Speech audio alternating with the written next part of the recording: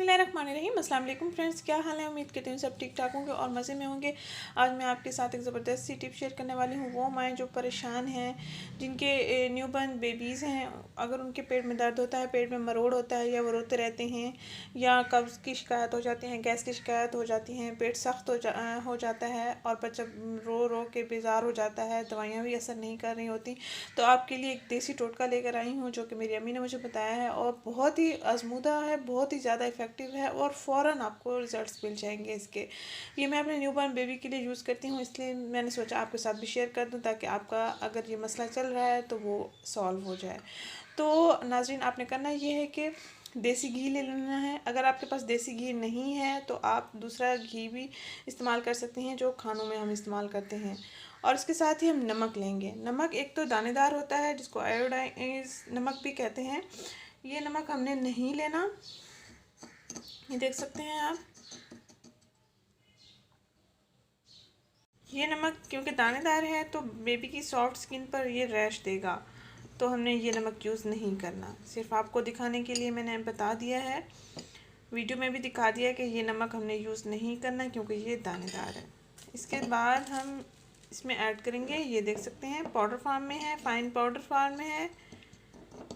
ये स्किन पर रैश नहीं देगा। ये किसी भी आपको ग्रोसरी स्टोर से इजीली अवेलेबल होगा या किसी भी आम दुकान से ये आपको इजीली अवेलेबल होगा।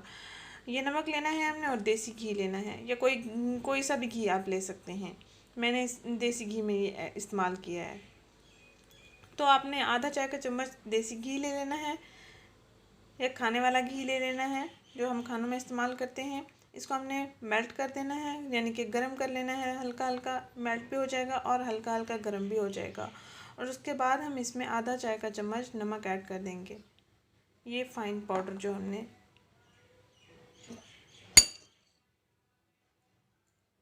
ये देख सकते हैं,